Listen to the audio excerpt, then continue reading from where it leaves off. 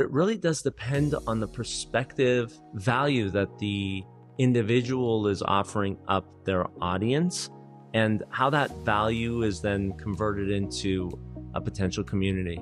But there have been a number of instances where we've had to realign around the end goal that that individual is after, right? And really understand what that goal is fundamentally. It's all about focus and the attention we put. Is it a question of community? Is it a question of audience? Right? What is their goal? Because it changes the overall steps that we take in the context of building an individual's presence online.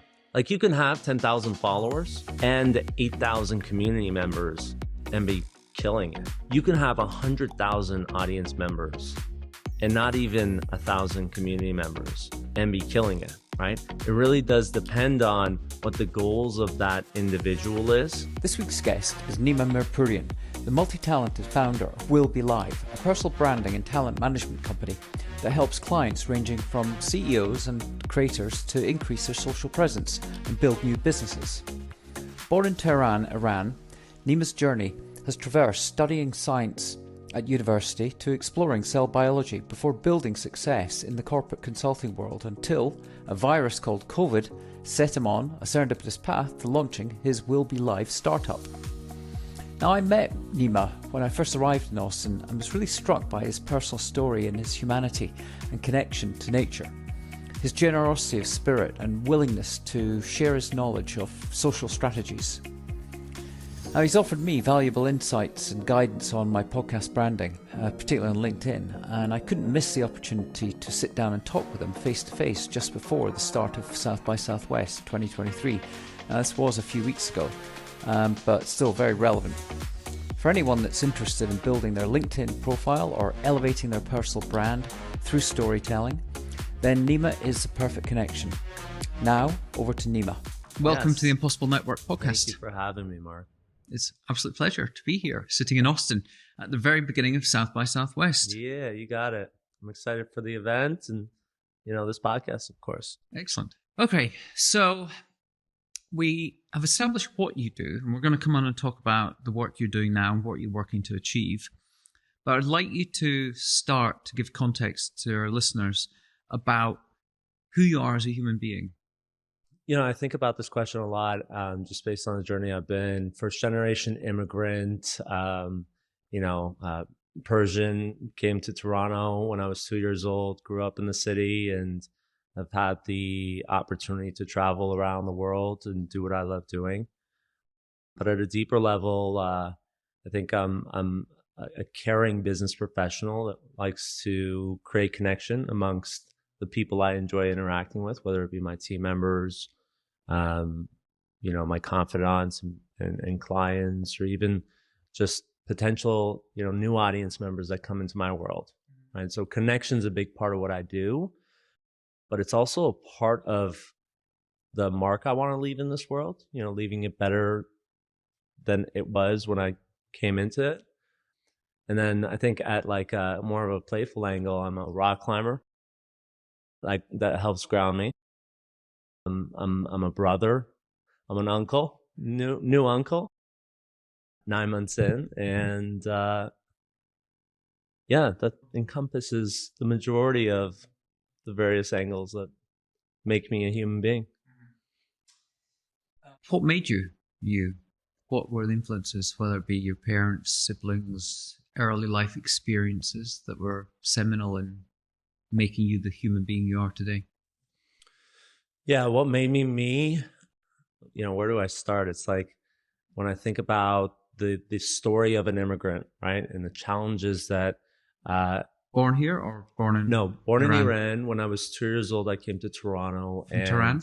From Tehran, actually. And it was during the Iran-Iraq War, where my parents said this is not a place that they want to live or raise a family, and so they left and took us with them. We had a small 2-week stint in Sweden, which my dad actually has some roots in based on his undergrad. And we came to Canada. I came to Toronto to be exact, and started to grow and build our lives.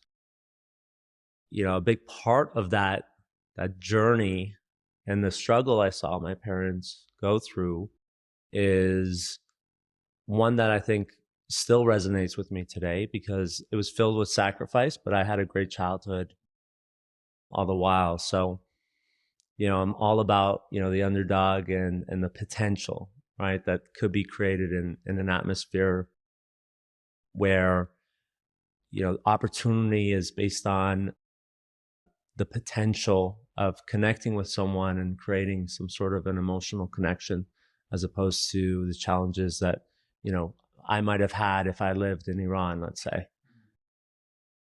So I think about that a lot as to like how that shaped my worldview.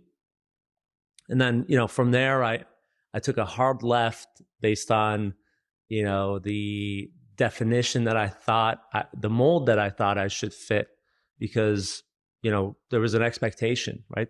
With that sacrifice came an expectation of doing right by your parents. Just you or siblings? Sibling as well, brother, older, 3 years. He's actually an endodontist. My mom's a dentist. My dad's an engineer. So this the saying lawyer, doctor, engineer, right? In a middle for immigrants. Yeah, for immigrants. I mean, it definitely rings true. In fact, I would say the only businessmen in my family were a handful, right? Including You're my an engineer, grandfather. actually. You're engineering connections. I'm engineering connections. Yes, I am. I would say, I'm a connector in many ways, right? And a big part of that is building on an experience for people to really like create more life, more opportunity for individuals to meet one another and build on their understanding about what we're doing here on Earth. And it sounds very kind of woo-woo, but in many ways, I think, the quality of the relationships I have in my life today make up the quality of my life, like fundamentally. But, to come back to your question around what made me, the expectation of my parents coming in out of university or out of high school for that matter was, becoming a doctor, right? So I went into the sciences and studied both science, technology, society, but went deep into cell biology. Did my thesis in a lab, got hired on from my professor into the summertime doing lab work. And I just absolutely hated my life. I mean, the most, I always say this, most interaction I had with an individual was working on cells for 12 hours a day. And it was just incredibly grueling. So I got out of that knowing full well that research at a lab wasn't something I would want to do. And I went into corporate research, and that was definitely not what I wanted to do because, there was a lot of politics in that type of world. Anyway, a good friend of mine turned me on to the business world and gave me an opportunity within the company that they were working for. It just so happened to be a recruitment company helping people find technology jobs in a contract capacity, and spent close to 6 years doing that until my boss one day came to me and said, listen, we have an opportunity for you to launch our managed service space, our heritage Big Four consulting firm in Canada. Are you up for the opportunity? All the while, I was really dealing with this, maybe I should start something on my own, right? I'm not fully fulfilled. And one thing that kept on happening in that instance is every time I got this itch, I would get promoted up until the point where the pandemic hit. And I was one of 13 people within this new division that was created. So for close to 2.5 to 3 years, I was working in this role, and then the pandemic hit. Now, out of that group of 13, I was the only one that was outside of the US. So the decision was made to insulate the organization, that specific division. They packaged me out. It was this huge moment of like, wait a minute, I'm Nima from this company, right? I identified as that individual. And overnight, I lost that sense of myself. And I had to rebuild this new understanding of who I was in that context, which was incredibly painful. And as many have gone through during the pandemic. Going through now. And are going through now, absolutely. So what helped in that instance was my community, the people that I chose to really build on relationships. that made me. And also tapping into nature, going climbing, gave me a new footing and really solidified my anchor. Mm-hmm. A question I've got for you, your parents, their expectations on you, but what values do you think they instilled in you? What characteristics do you think you have that were from them, or the way they brought you up? You know, my parents are individuals that are not business minded, right? They're professionals. And having said all that, I think the fundamentals of business were instilled in me very early on, in the context of it's not how much money you make, it's how you make it. Even my mom, as a dentist, a lot of the times she'd just do pro bono work. She had an office underneath our house. She was literally working at half the time and working for the city, but there were a number of instances where she wouldn't even charge her patients, right? Because she knew they were just down and out and needed, they needed the service that she was providing in the context of dental work. So it gave me a really good understanding around, if you have the opportunity to do right by someone, do it without expectation. And so that was a big lesson learned, and continues to be. They continue to show up in that context for a lot of people. Because it's that being in service of others is a common characteristic in people I've noticed that come from immigrant backgrounds. Yeah, totally. I think it's definitely a part of the Persian culture. Even in I think about the way in which we host. For one, my family, we show our love through food, right? And so I can remember as a child, we would have these big feasts where there would be 4 or 5 people that would be invited, but my mom and dad would make food for 10, right? Double the amount of what would be considered reasonable. And the point of that was so that they felt, the individual hosts, my mom and dad, felt that they have done everything to make sure that the individual that's coming over to their house feels their love, right? And leaves that house being like, oh my God, that was awesome. And I do that on a regular basis with my friends. And, I took a kind of version of that into the business world, which was fundamental to really the support structure that was there for me when I left my corporate gig. Okay, so that transition period where you said you found you were grounded by and supported by your community during that transitionary period, how did you identify the new path that you were going to take, which was a series of dinner parties to build on the concept of food and engaging people around and entertaining people around food? But I thought that was just such an original and imaginative and compassionate and that would be of value to everyone that attended. And it seemed to be sacrifice on your part, but obviously there was value in it for you. Could you maybe just describe that?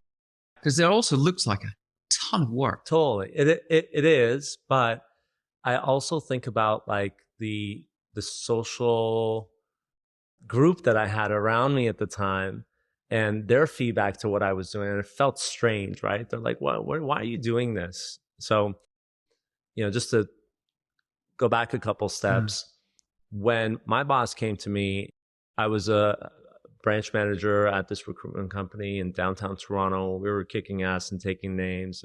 All was great, right? We had a great team. Teams actually doing recruitment and partnering up with various lines of businesses. And my boss came to me with this opportunity, and I really had to think about it, but it was a hell yes kind of opportunity, right? Where for me, in the trajectory of my growth, it would have been a hockey stick up. But something that didn't sit well in the process, where I'd built these relationships with my people, right? My team, been through, hard times and really amazing times. And all of that would change overnight again. And I thought about it on the flip side, where if my boss were to have come with me with news around my role no longer being relevant, how much of a change that would have on the relationships that I built internal to the company. A lot of the people take for granted this thing I call relationship capital, right? And when you leave an organization, that doesn't come with you. You know, sure, your friends, and if you see people on the side of the street that you've worked with, you know, you have that thing to talk about. Yeah. But in many ways, those relationships end when you leave that company. And that, I didn't like how that sat with me. It's like, well, I mean, if my life and the relationships I build is directly proportional to the quality of my life, I don't want someone to end that for me, all that I've worked for and, you know, the connections that I built. I want it to have a foundation greater than just the company I work for. I want it to be with friends and business partners and confidants and, you know, new individuals that are coming into the mix, right? So I wanted to really play a proactive role in building those relationships with individuals. That was fundamental to what I was trying to do. So all the while, once I got promoted, I said, you know what, I'm going to launch this series of dinners as a thank you to my people, for one, but also as an opportunity to invite new individuals into my group and benefit from the work that I've done in cultivating these relationships. It was strictly to say thank you, no other agenda. And there was a lot of people when I launched the first dinner that were like, this is weird. Why are you doing this? In fact, one of my best friends was like, listen, it's going to cost around at least $1,000. Let's take that money and let's go to Colombia and just party. And I'm like, you don't understand. Come out to the dinner. Let me show you. And we'll go from there. And how many people at the first dinner? Yeah, it was 12 people. And it was at this like Spanish tapas place that used to be a police stable for their horses.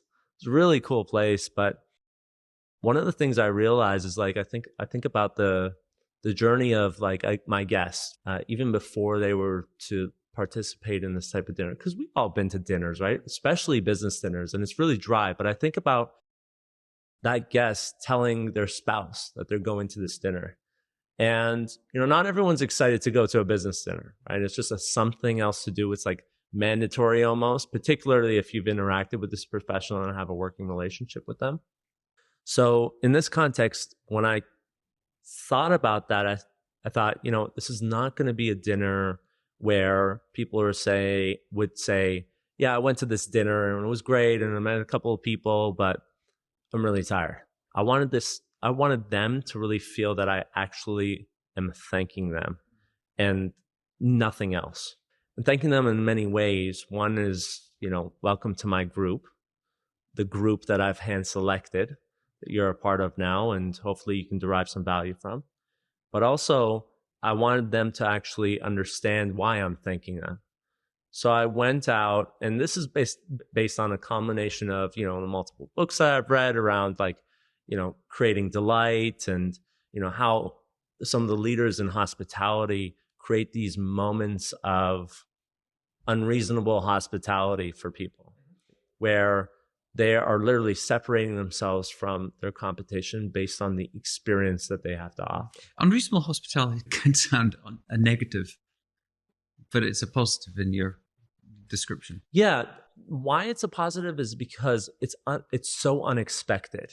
Yeah. It's like, what, you're also going to do this for me? It's like you're going above and beyond any expectation out there to create a moment for individuals. And so what I ended up doing was really writing down, just as a start, who was coming out and 2 adjectives that represented what they meant to me, who they were in my eyes. And from there, I took those 2 adjectives and I built on a narrative around how they've impacted my life. What came from that was essentially placemats that I would put in the seating plan that I developed for the group coming out to the dinner, wherein when they would arrive to the dinner, first of all, it'd be, you know, a champagne portion. The beginning would be a half hour. Everyone get champagne glasses at the bar. But once a critical mass of individuals would actually we would get to that point of the, you know, halfway or 30-minute mark, I'd invite all of them to the dining room table, and they would then see this, like, you know, multiple placemats on each seat, and they would sit in their respective seats and start reading this card. Now, the card had their name at the top of it and a number in the middle, and on the bottom of the number, what the significance of that number was to my relationship with them. So naturally, they'd read that and they'd get this warm and fuzzy feeling, which is great.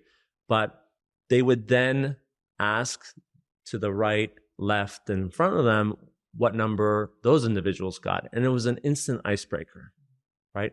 And ultimately, the thank you that I wanted them to feel was, wow, I'm so glad I came to this event because I met so-and-so, and now we have something in common, and there's some sort of potential there. It must have been quite moving for people to turn up there and find this. Yeah, I would say. I mean, some people took it and framed it at their office desk. But what was really cool about that whole experience, and I've done multiple dinners since, was these individuals then would send me text messages 6 months later, 9 months later, with a selfie of them actually meeting up for drinks with an individual that they met at the dinner. And I was like, oh my God, they'd be like, thinking of you, Nima. And I'm like, yes, you know what? I'm happy. I'm happy that they're out there, building on something, who knows what, because they're two really interesting people and that potential is there. I always think about this and when I think about it now, it's crazy what can be created when two individuals with the right intentions come together. And that in many ways is like what we're all yearning for in a way, connection, and unfortunately it takes a lot of time and some people don't have necessarily the right tools to find those individuals and put themselves out there. Yeah, the right tools, the right attitude. So many people are introverts, and we've all been to those networking events where people are buried in their phone, holding a beer or a glass of wine, avoiding eye contact. And listen, I've been there. I definitely have those moments. I would consider myself this social introvert where I don't want to spend time with just anyone. I actually like tight knits of people coming together and speaking on things that aren't surface level. Hence the dinner. Hence the dinner. Yeah. There's one thing that I've really realized in the context of networking events is this term I've come across called easy laughers. Not sure if you've ever heard of it. No, I haven't. Yeah. So there's usually, I'm not easy laughing, by the way. No, all good. No, I think about this often when I go to networking events is because there's usually a key person of influence at this event, right? That has some aura of, clout, let's just say, right? And there's usually a group that surrounds that individual. And sometimes that individual says something that is meant to be quirky or funny, but in actuality, it's not, right? And so a great test to see who's there just to be around that individual and who's there with substance that has an actual opinion is to see whether or not the people around that individual laugh. Yeah. Right? It's just a great competency trigger that I think about a lot. It's that wasn't funny, but this person laughed. Noted. So how did that experience of creating those dinners and the relationships that were built through it, how did that affect the journey that you've taken and the trajectory you're on now? I mean, the individuals that came out to those dinners have helped me in both a personal and business capacity during the pandemic. As an individual that had lost his bearings around his identity, these people had gone through a ton of pain and had built up a toolbox that they would pull from. And those individuals were able to turn me on to their tools that they've used. And sometimes those tools worked for me and other times they didn't, but I was yearning for information. And they've been fundamental to me launching this new business, the people I would hope to connect with, the perspectives that they offer.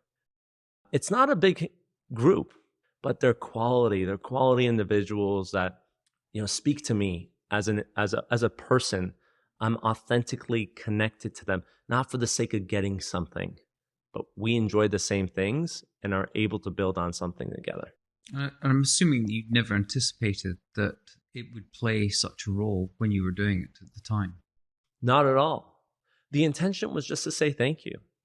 It wasn't, I'm going to do this because I'm tracking to another $1 million deal and I need this person to see that I'm offering them something. It wasn't that at all. It was literally come out and say thank you. And I've done the whole sponsored event, right? That's how we connected. When I think about it, it's like running an event for a community-based organization is great, and all that event has an agenda behind it. How many people came out? How much money was spent? What's the ROI of this event? None of that was part of this conversation. It's like, how much does it cost you to say thank you? It doesn't cost much. But when someone genuinely receives that message, it could go far. It could go far in so many different ways. Yeah, it does have a sort of a pay it forward element without the intention of paying it forward. I don't know if it's a pay it forward type of initiative, because it's like, that almost feels like there's a charity aspect to this. Yeah, it's unique. That's why I found it when you first told me about it and I read that your post about it. I just thought, this is such an unusual thing to do because it costs you money. So I think it's lovely because it does represent essentially a serendipitous moment that if you hadn't done that, you wouldn't be sitting where you're sitting right now. So maybe you could talk then around what it is that you're working and why, because you mentioned already that connecting people, and I would say engineering connections, I think is your superpower. So maybe first of all, let's talk about what it is that you've been building since the pandemic, where you are and where you're wanting to take it. Sure. Yeah. I think like this story requires some context in the context of like the work that I've done at my previous company. As much as I was going against the norm and considered a black sheep within my household, right? Going into business and doing this thing for, the sake of technology or digital initiatives, which, by the way, none of my family members understand, right? I was still confined to this box, right? Where the company was asking me to show up in a specific way. And this was very indirect. It wasn't necessarily like, here's your talking points, but in many ways, I didn't feel like I was expressing my authentic self, right? And how I realized that the most was during this conference that I was actually slated to speak in, where I got up. Now, at the time, I didn't realize because I was spending a whole night rehearsing and trying to get this right? Recruitment conference. Not a recruitment conference. Actually, it was PwC's Vision to Reality. It's like this conference for big deal techies. Yeah, I mean, it was like 1,000 tech entrepreneurs, CEOs of large companies, and the investment community of Toronto coming out and just talking about the industry, right? And I was actually a speaker for this recruitment company, and I was slotted in between Robin Sharma, who's this award-winning author, Monk Who Sold His Ferrari, and a fireside chat between the head of PwC Canada and the CEO of Fresh, which is like this retail franchise chain of very healthy food. Think of it like a Subway, but for health nuts, right? Anyway, so I come up on the stage and I'm introduced by this high-powered CEO of some software company, and I absolutely bomb it. So much so where if you picture this being the mic, I literally ended up pointing to the screen, talking about the hiring trends of, the Canadian market and how things are good here and bad. But I went to go point and it hits the mic. and the sound goes off throughout the whole auditorium. And I'm just like sweating bullets at this point. Now, keep in mind that I was in this, everything looked great. In fact, I have a picture of that specific moment where I'm wearing my suit. I'm up there. PwC's logo was up. It all looks great. But I will say that when I got off the stage and I asked my comms and marketing manager, how I did, she's like, I'd give you a solid 3 out of 10. So it was this moment where I'm like, wow, this isn't who I am. I'm living this inauthentic life, right? And when I left corporate, it was this opportunity for me to redefine myself in this capacity, right? And because of the connections that I had built, the real connections, the authentic self that I chose to show up as with those individuals, they gave me a page out of their playbook. And so from there, I've launched a personal branding and talent management agency. We started the company under the context of helping creators, family-friendly content creators on social, build up their presence for the sake of them landing sponsorship and advertising dollars. What was really interesting was large brands started to come to us and say, we think you can help us in the context of selling better on social. And, I've spent 12 plus years on LinkedIn as a platform, right? I get the platform. I've sold multi-million-dollar deals based on, a connection that I formed on LinkedIn first. And we came up with one organization in particular, a $29 billion manufacturing firm came up and said, it's the height of the pandemic. Our trade shows, which is our main channel to sell product, is at an all-time low. And we think you can help us. We think LinkedIn's the answer. What are your thoughts? And so we launched another division focused on personal branding. What's the company called?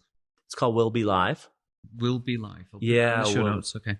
Yeah, Will Be Live, which is a completely different story as to why I named it that. That was what I wanted to say. Where did the name come from? Yeah. So just a quick side note, the name came from a poem. I'm big into poetry, spoken word or Shel Silverstein. I grew up with poetry. In fact, my dad and mom named me after a poet. And the poem that I'm referring to is Gil Scott Heron's The Revolution Will Not Be Televised. And towards the end of that poem, he says, the revolution will not be televised, the revolution will be live. Right? So those last 3 words really stuck with me because fundamentally we are seeing a change in how media is being consumed today, right? Where commercials are not adding up for the audience members on social. It's actually interrupting them. And community is now a focus. And there's a difference between an audience member and a community member. And so how do you continue the conversation and build a tribe of loyal followings is really in part what we do with executives of Fortune 5000 companies, to bring the authentic voice of those executives to the forefront of those brands, because people buy from people, not businesses, right? So those are the two sides of our world that we're really vested in building on. Yeah, one thing I want to mention is how I got here and this tie to corporate in the context of living my inauthentic life. We're there to help coach them throughout the process and help bring their ideas to light. But fundamentally, we go through this 4 to 6 week exercise to establish specifically what their voice is, how they would and should be showing up, and who's competing for that same attention. But after that session's done, we hand this personal brand guideline back to them and make a decision, both the marketing teams and the executive and our business, make a decision as to whether or not we should continue to work together in building content for that executive. Many would say it's just that's the role of corporate PR to do this job. Or why is it that marketing and corporate PR have failed to craft these personal brands for their leadership? Yeah.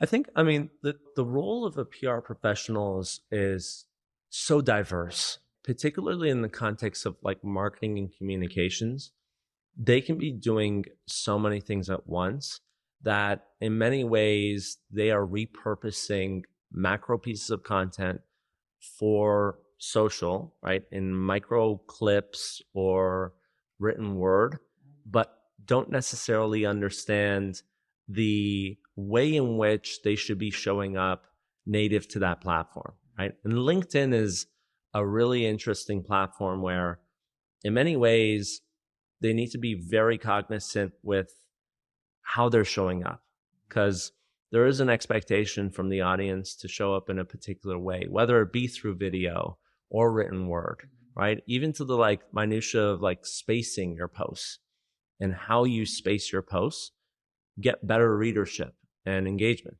So that in a way would suggest that that's why you need some form of domain expertise in and around platforms like LinkedIn. yeah, absolutely. I mean, there is teams built on the work that large brands do in the context of social. But if they don't know how to speak native to that platform, then they could just make a ton of noise and not necessarily be as effective as they could.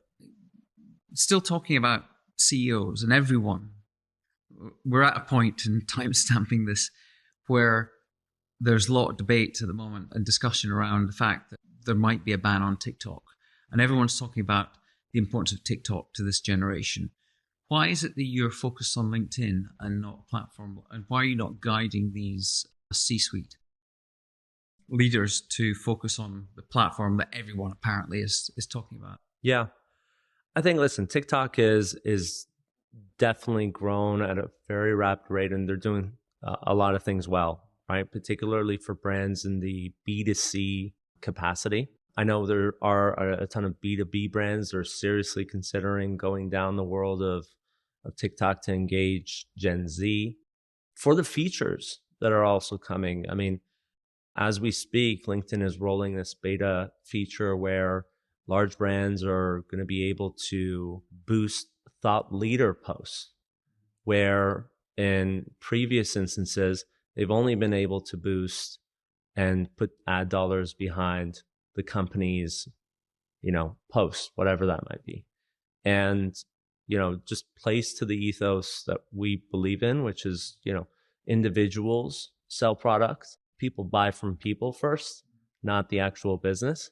And by creating organic content and a strategy around the communications that a large brand would be able to execute on, it plays very nicely in the potential of them actually boosting brand ambassadors and executives that represent that organization well.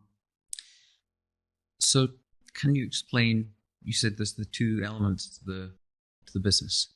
Can you explain the personal branding bit, why that's different from what you're doing with helping C-suite build their brand on LinkedIn? Yeah, so the C-suite building a brand is the personal brand division that we represent, right?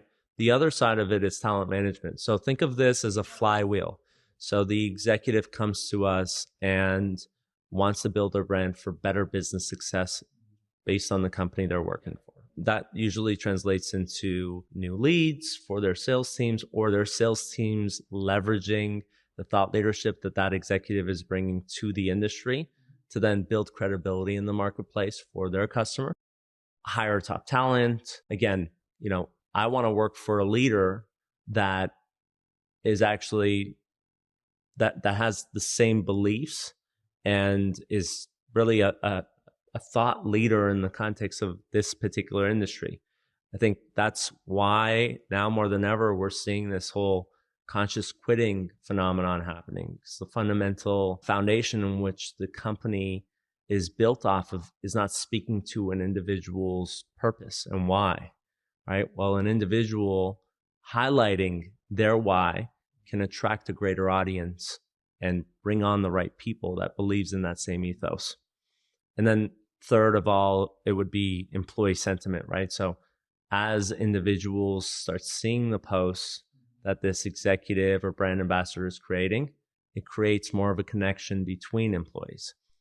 Okay, I get it. So So is the talent management just an adjunct to that to use to build their profile and then help place people in those organizations, or are they different client sets? Yeah, no, I'm glad you're bringing this up because talent management the term is used fairly loosely across organizations, right? When you say things like recruitment consultancy and things like that, you just bundle it all together. Sure, yeah. And actually they're very different in my mind. Talent management is essentially a outsourced COO for the individual, right? So think of Jerry Maguire, right? And Show Me the Money. He was a talent manager for that football player, finding sponsorship and advertising opportunities so that football player can make money outside of his day job, right? And so what we're doing as a group, as a company, is taking those executives and building their profiles online and then really engaging with them as our client in the context of talent management. So we're the COO seeking those sponsorship opportunities with those executives.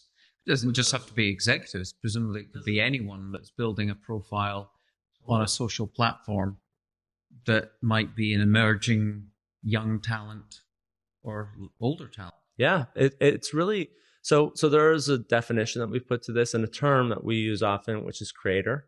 You know, a lot of people think of this as influencer, really highlighting the influencer, but that's not what this is. There's a completely different pedigree that we see in the talent that we engage in the context of talent management. When I say family-friendly content creators, you know, they're individuals that are contributing to the net positive growth of society. And usually what that embodies is really thinking about the younger population and the message that they're consuming if in fact that audience was a part of the conversation. So, you know, is this individual swearing?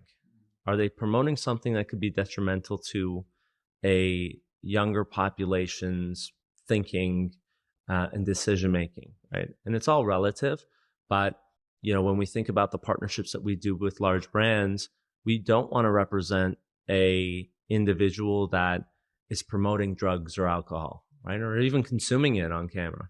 We want to contribute to a net positive creator that is really focused on the impacts of their work in the context of social change. So nowhere, you would go nowhere near an Andrew Tate. Absolutely not. Yeah. No, he's not our ideal client at all. No. He's locked up in some jail at the moment anyway in Romania for the time being. So how would you take someone, just as an example, if you took someone that has emerged over the last few years that wasn't known maybe in 2018, but is very prolific now, Scott Galloway. Yeah. From Prof G Show. If you were working with him now, he would probably be already established. How would you go about finding other potential Prof Gs, and how would you guide them? What would be your approach to identifying the direction they should be pointed in? Yeah. And the brands you connect them with, and the advice you give them. The how for us has been largely from referrals. You know, Twitter is a great platform to connect with individuals with a voice. LinkedIn as well. You know, it's a great way to engage in conversation, but predominantly the way we found our talent in that context has been through referrals. And how we would get started with them would be really to understand where they are. And it's not about the number of individuals that they have as followers, right? It's about the connection that they're creating in the context of community with the individuals that they're having this kind of one-on-one conversation with. How strong are those ties? You know, so we'd like to get fairly deep in understanding how those individuals see that connection, because as I mentioned, I mean, it's a totally different conversation when you're thinking about audience members. So it could be a micro community. Yeah, it could be. Absolutely. It's about the potential. Now, having said that, you know, we absolutely focus on how to amplify their voice and get more audience members to feed the funnel of that community. But we're really trying to build on the presence of those people for the sake of those 1,000 fans, 1,000 true fans. Kevin Kelly. Yes. Yeah. So it could be, if people want to reach out to you, you could be people that were operating in a very specific vertical. So let's say a person who might be wanting to promote their voice, build their community and their connections within psychotherapy, mental health. Yeah. It could be in some NGO working on displaced peoples and migrants issues. Yeah, it could be. So it doesn't have to just be business. Yeah, I would say, if I were to think about kind of where we've come into the conversation, right, and the pillars of industries that we really have solidified in the context of our services, business finance is absolutely one that we've doubled down in, right? And the majority of the individuals that we're working with are coming into that conversation by proxy of us really just like understanding LinkedIn as a platform, right? And then wanting to build their presence on that platform as well. Having said that, there is the lifestyle industry that I'm very interested in, and food and beverage. Now, food and beverage less so. We haven't necessarily delved too deep into that, but it really does depend on the perspective value that the individual is offering up their audience and how that value is then converted into a potential community. So what they perceive as value might not be what you perceive as value. You might guide them or direct them. Yeah, we absolutely. And I think, it's case per case basis, but there have been a number of instances where we've had to realign around the end goal that individual is after, right? And really understand what that goal is fundamentally. It's all about focus and the attention we put. Is it a question of community? Is it a question of audience, right? What is their goal? Because it changes the overall steps that we take in the context of building an individual's presence online. Like you can have 10,000 followers and 8,000 community members and be killing it. You can have 100,000 audience members and not even 1,000 community members and be killing it, right? It really does depend on what the goals of that individual is. I would argue community is a lot more stronger than audience. But if you're a brand looking to get the majority of a particular demographic involved and eyeballs to see a particular moment in a business's journey, then audience might be the option and not community. So if people wanted to reach out to you and talk to you more about their challenges and their opportunities, where do they find you? Yeah, we're on LinkedIn, of course. Of course, yeah. I'm on Twitter as well. Our web, we have a contact us page and a link to booking a call through Calendly. Put that in the show notes. Yeah, absolutely. Before we wrap up, I want you to talk about something that's very personal to you, and something you mentioned to me when we first met is you've gone through a dramatic transformation in terms of your life from the pandemic, like a lot of people did. And you are on your own entrepreneurial journey now, and you've got a long way to go. You must deal with uncertainty and doubt and have moments of fragility. How do you deal with them? How do you find strength? Yeah, this is something that I struggle with in corporate, and I didn't actually know the answer until I went through this moment of extreme pain. And in many ways, it was something that I was already doing, but not to the extent that I should have been or I would have wanted to. And that was rock climbing for me, where I was for close to 10 years going to the gym, rock climbing gyms and climbing with my brother and his friends. But then there was this opportunity presented to me to actually meet I didn't know at the time, but one of the most prolific guides in Canada to go up a mountain. And that was a seminal moment in my growth and understanding as to what it means to have an anchor and how no one can rock that anchor for me because it's rooted in nature. And so how I've been able to overcome those challenges, whether it be in a personal or business capacity, is to revisit nature, whether it be going for a walk or the ultimate for me is climbing a mountain. Any good recommendations for people on good climbing movies? Oh man, there's so many.